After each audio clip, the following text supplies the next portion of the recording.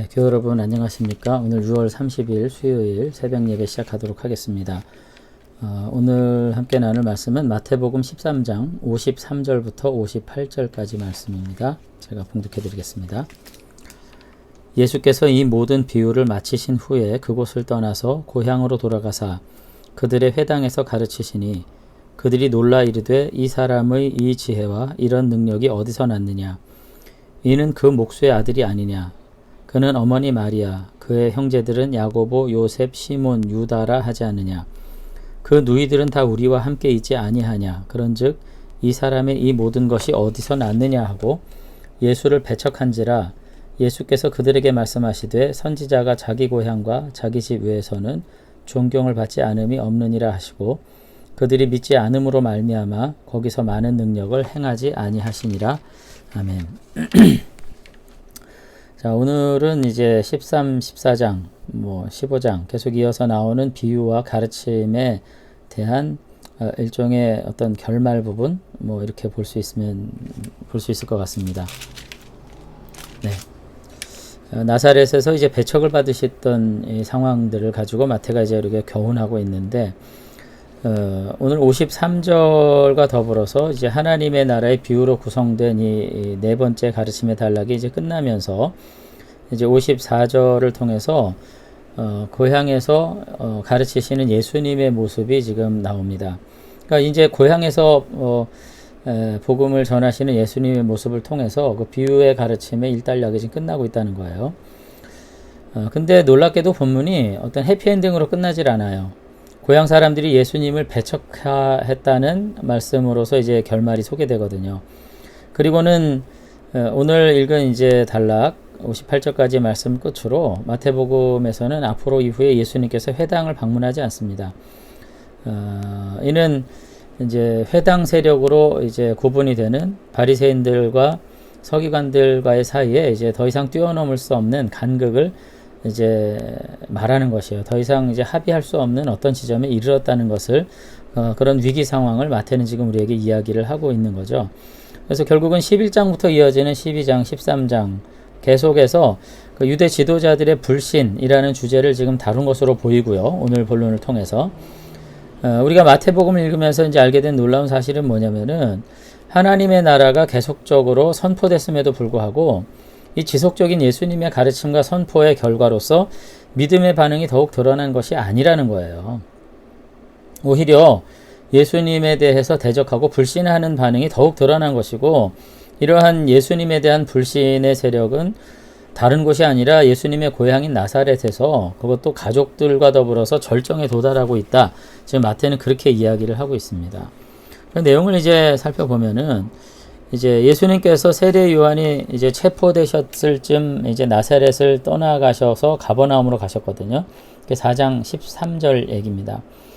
이렇게 오랜 기간 동안에 이제 고향을 떠나 계셨는데 지금 오늘 읽은 이제 13장 53절 4절에 가서는 고향으로 돌아오셔서 이제 고향에 있는 회당에서 가르치기를 시작하셨다. 지금 그렇게 이야기를 하고 있습니다. 그런데 14절에 계속 보면은 고향 사람들이 놀래요. 예수님의 지혜와 가르침에 대해서. 이렇게 되어 있습니다. 고향으로 돌아가서 그들의 회당에서 가르치시니 그들이 놀라 이르되 이 사람의 이 지혜와 이런 능력이 어디서 나왔느냐. 이렇게 이제 놀라는 거죠. 근데 그들이 놀란 이유는 긍정적인 이유 때문이 아니라는 점이 55절과 56절에 계속 나옵니다. 이는 이렇게 돼 있어요. 55절에 그 목수의 아들이 아니냐. 그러니까 요셉을 말하는 거죠.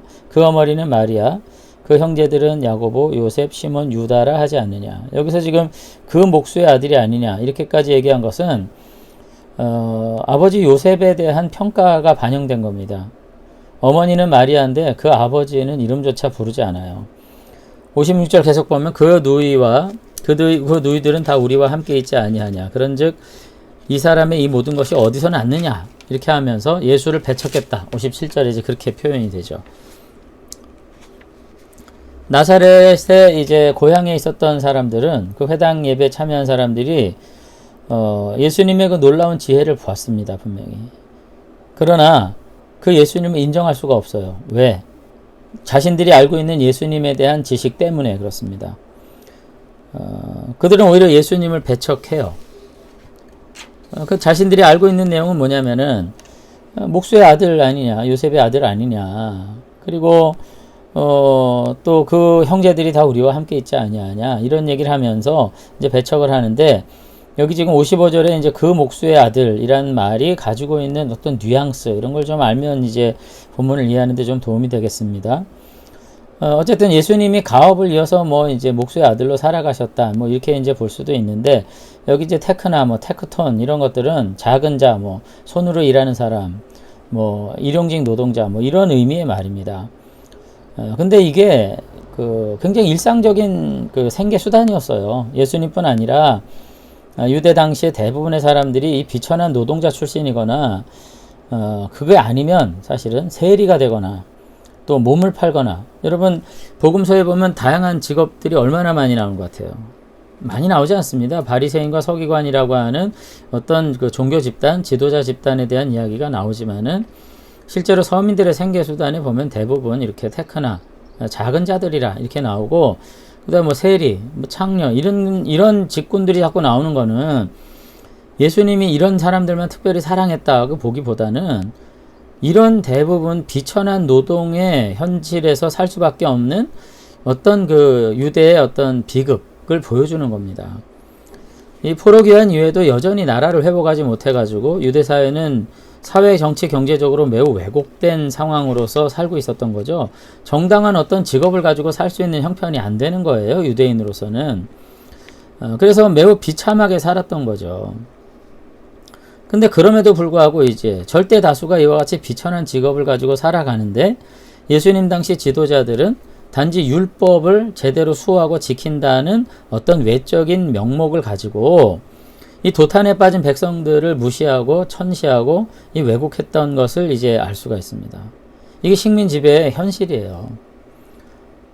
그래서 당시 지도자들이 자신들의 기득권을 바탕으로서 백성들을 외면하고 이렇게 무시하고 평가절하했는데, 근데 정말로 아쉬운 거는 지도자들의 이렇게 왜곡된 시각은 백성들에게도 그대로 이어진다는 겁니다.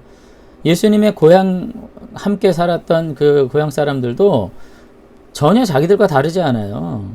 자기들도 동일한 그와 같은 역경과 고난 속에 살면서 예수님을 천시하는 거예요. 자기 자신을 천시한 거예요. 어떻게 선지자가 될 수 있냐, 어떻게 메시아가 될 수 있냐, 뭐 이런 생각들을 가지고 살았다는 거죠.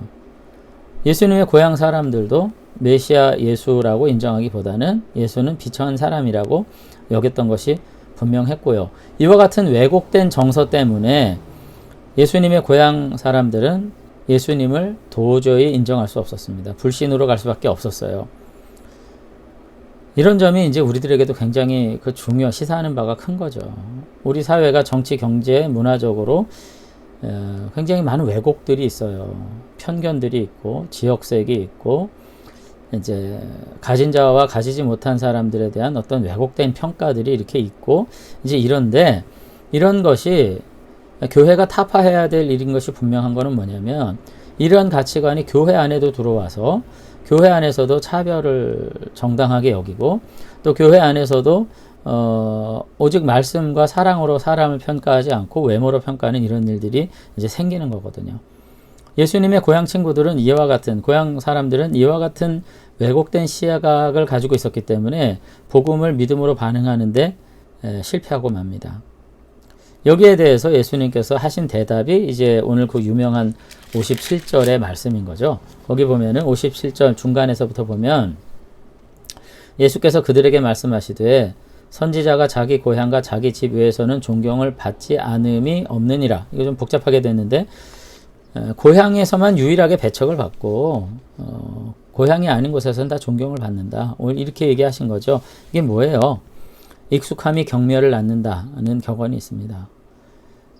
익숙한 것을 익숙하다 해서 소중하게 여기지 못하는 어리석음들이 있듯이 지금 예수님의 고향 사람들이 그러했던 것이죠. 그러면서 이제 이 말씀은 사실상 예레미야 11장에 나와 있는 말씀이에요. 거기 보면은 뭐라고 이제 되어 있냐면은 예레미야 11장 21절을 보겠습니다. 여호와께서 아나도 사람들에 대하여 이와 같이 말씀하시되 그들이 내 생명을 빼앗으려고 찾아 이르기를 너는 여호와 이름으로 예언하지 말라 두렵건대 우리 손에 죽을까 하노라. 여기 지금 예레미야가 이와 같이 선지자로 인정을 못 받는 거예요. 누구한테? 아나도 사람한테. 왜? 고향 사람들이거든요. 이처럼 자신이 알고 있는 어떤 지식이 믿음에 이르지 못하게 하는, 진실을 바라보지 못하게 하는, 익숙한 것이 오히려 자신의 삶에 어떤 깨달음을 방해하는 이런 일들이 우리들에게 많이 있습니다. 우리도 그래요. 우리도. 사실은 진리는 익숙한 데 있습니다. 뭐 특별한 얘기, 뭐 설교도 그렇고 뭐 특별한 얘기, 뭐 깨달음 막 이런 거 얘기하다가 이단 가는 거예요. 오늘 우리는 우리의 대부분 어떤 감동과 확신 없는 믿음은 뭐 때문인가? 늘 새로운 걸 찾는 까닭입니다. 새로운데 진리가 있지 않습니다. 어쨌든 고향 사람들은 불신앙을 가졌고요. 그래서 예수님은 그 불신앙 때문에 그곳에서 많은 이적을 행하지 않으셨다. 58절에 계속 그렇게 말씀을 하시죠. 여기서도 이제 믿음과 이적 사이의 어떤 연관성을 우리가 생각하게 되는데, 예수님이 이적을 베푸시는 것은 전적인 자의적인 의지에 따른 일입니다. 뭐 믿음이 있어야 되고 믿음이 없어야 되고 그런 것은 아닌데, 어쨌든 마태는 예수님의 이와 같은 자의적인 결정이 대중들의 믿음의 여부에 달려 있다. 이렇게 지금 이야기를 하는 최초의 이제 가르침이에요. 그래서 여전히 우리가 정말 하나님을 믿고 예수님을 따른다 할 때 우리의 내적인 태도가 결코 의미 없지 않다 하는 것을 우리가 알아야 될 것 같습니다. 결론을 좀 내리자면은, 우리가 진정한 믿음을 갖기 위해서는 깨달음을 위한 자기 성찰이 분명히 필요합니다. 내가 아는 지식이 과연 옳은가? 늘 내가 먼저 선제적으로 아는 지식을 가지고 새로운 지식을 평가하게 되거든요. 근데 무엇이 진리인가? 우리가 다시 한번 생각하면서 그저 습관을 따라 믿음을 갖거나 그저 습관을 따라 성경을 읽거나 내가 가지고 있는 지식의 옳고 그름을 판단하기 이전에 나 자신 중심, 자기 중심적 사고를 가지고 신앙을 이제 하게 될 때 이게 들음의 은혜가 없는 거죠. 깨닫게 되지 않는 것입니다.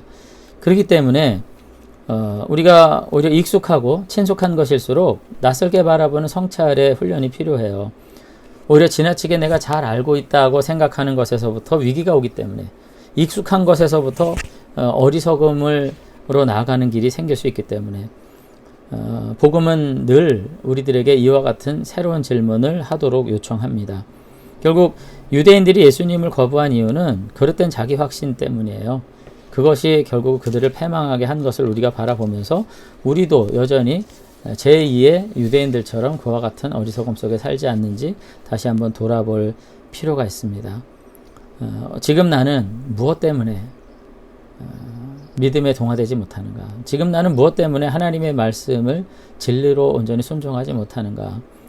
혹시라도 내가 가지고 있는 지혜로운 어떤 무엇이 말씀을 경히 여기게 하고 예배를 경히 여기게 하고 믿음의 생활에 오히려 자기중심적 사고방식으로 변함없는 변화되지 않는 이와 같은 삶을 강요하고 있지 않은가? 다시 한번 돌아보면서 우리 안에 있는 교만을 내려놓기 위해서 내가 가진 확신을 정말 정당한가 성찰하고 돌아볼 수 있는 믿음의 훈련을 하실 수 있는 그런 저와 여러분들이 되시면 좋겠습니다. 한번 기도하겠습니다. 네, 하나님 아버지, 예수님을 거절했던 고향 사람들의 이야기를 읽으면서 우리들도 여전히 이전에 가지고 있었던 우리들의 확신과 지식에 근거해서 하나님의 말씀을 오히려 분별하고 판단하고 그런 가운데 우리가 믿음에 이르지 못하는 이와 같은 삶에 살지 않는지 우리 자신들 돌아보게 되기를 원합니다. 하나님 아버지, 늘 진리 앞에서 정말 순전한 마음으로 말씀을 받고 순종할 수 있도록 도우시고, 지나친 자기 확신이 결국 교만이 되고 그것이 믿음에 이르는데 장애가 된다는 거 다시 한번 생각하면서 우리가 겸손히 행할 수 있는 참 믿음의 사람 되도록 우리의 경건을 회복해 주시옵소서. 오늘 하루도 다시금 세상을 향해 나아갈 때 그저 익숙함과 편안함으로 게으름으로 나가지 않게 되기를 원합니다. 다시 한번 두드리고 확인하고 정말 옳은지 그러한지 하나님께서 그와 같이 우리에게 요구하시는지 다시 한번 살피면서 매 순간 순종하는 마음으로 우리의 삶을 주님께 드릴 수 있는 믿음의 삶들이 될 수 있도록 축복해 주시옵소서. 주님께서 이 한 날 우리를 복되고 아름답게 지혜롭게 인도해 주실 줄로 믿사옵고 예수님 이름으로 기도드리옵나이다. 아멘. 네, 감사합니다. 오늘도 한 날을 살아가면서 습관적으로 판단하고 습관적으로 생각하는 것이 아니라 다시 한번 되묻고 확인한 가운데 진리 안에 거할 수 있는 저와 여러분들이 되시면 좋겠습니다. 감사합니다.